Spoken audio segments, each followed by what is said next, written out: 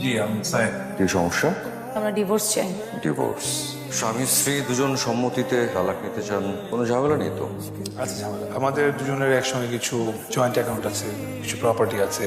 সন্তানও আছে, ভাগ করতে চান কিন্তু পারছেন না, এটাই জটিলতা। আপনাদের বিয়ের বয়স কত? 8 + 7। 9 বছর 2 মাস। 9 বছর 2 মাস। এই হচ্ছে আপনাদের ডিভোর্স ফর্ম। বাট আমার কিছু বলার আছে। দেখেন, ডিভোর্স একটা যে কোনো অন্য অধিকারের মতোই সামাজিকভাবে স্বীকৃত, ধর্মে স্বীকৃত। কিন্তু আপনারা তো অনেকদিন ধরে সংসার করছেন, একটা সন্তানও আছে, তাহলে এতদিন পরে হঠাৎ কেন ডিভোর্স নেওয়ার সিদ্ধান্ত নিলেন? আমরা দুজনেই জব করি। অফিস থেকে যখন আমি বাসায় ফিরি তখন আমি সংসার সামলাই। আমার কোনো রেস্ট নাই। বাট আমাদের উচিত ছিল সংসারের কাজে একজন একজনকে হেল্প করা, সাপোর্ট করা, কিন্তু তার কিছুই সে করে না। আমার কাছে মনে হয় তার কাছে ফ্যামিলির কোনো ভ্যালু নাই, মানে তার প্রায়োরিটি লিস্টে তার ফ্যামিলি নাই। এখন আমার কথা হচ্ছে, প্রায়োরিটি লিস্টে যদি ফ্যামিলি না থাকে তাহলে তো কে আছে? Somebody else. ধারণা করে বললে কিন্তু হবে না, যা বলছেন কোর্টে প্রমাণ করতে হবে।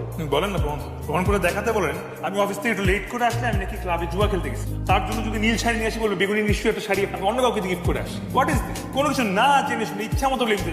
আমি একটা গল্প বলছি, সাইন করার আগে গল্পটা মন দিয়ে শুনুন। গল্পটা নিজেদেরও ভাবতে পারেন, আপনাদের মতো একটা পরিবারের গল্প। কে রচনা? আমার মা আমার সবচেয়ে প্রিয়। আমি মাকে খুব ভালোবাসি। আমার মা খুব সকালে ঘুম থেকে উঠে পরিবারের সমস্ত কাজ করেন। বাহ, ভেরি গুড। বস, এবার আবির বলবে আবিরের মা সম্পর্কে। আবির দাঁড়াও। আবির, মাকে নিয়ে তোমার বর্ণনাটা বল। আবির, আমি কিছু জিজ্ঞেস করেছি, উত্তর দাও। ম্যাম ও তো মাই নেও, করবে কি করে? আজকেও যে ঘটনাটা ঘটিয়েছে সেটা একেবারেই স্বাভাবিক নয়।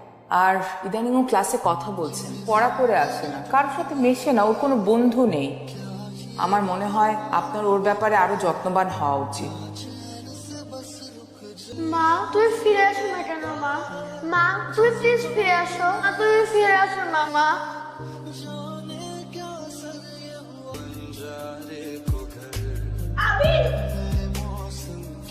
এই ছবিগুলো হইতেছে যত নষ্টের, মাথা নষ্ট হয়েছে। তার কেউ নেই যার মা নাই, তারা কি তোমার মতো করে? তুমি এমন করো কেন?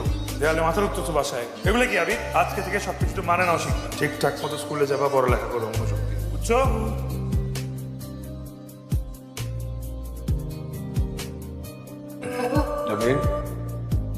Very good, very happy, so proud of you. বলো কি চাও তুমি, বলো।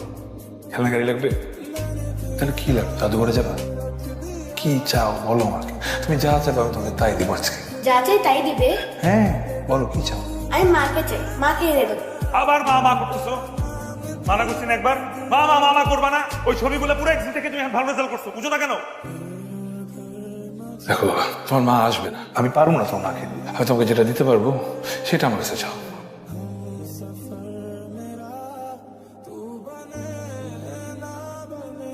আবু বাবা দেখো কে এসেছে।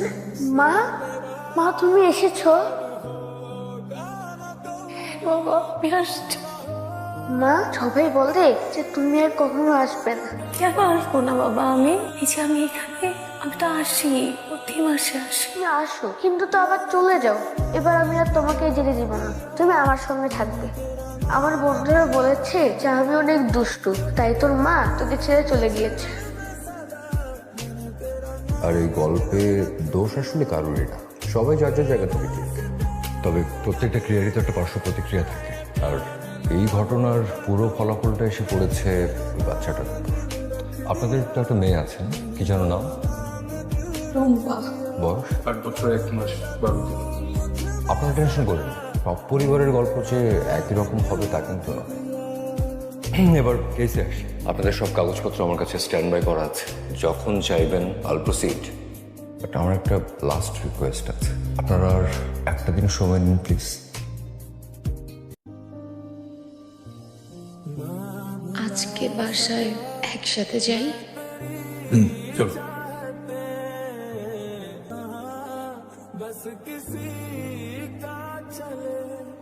জামিল সাহেব, আমরা একটা সিদ্ধান্ত নিয়েছি। আচ্ছা, আপনি ফাইলগুলো চেম্বারে পাঠিয়ে দিন। আমরা সিদ্ধান্ত নিয়েছি, আমরা ডিভোর্স নিচ্ছি না। Thank you for everything.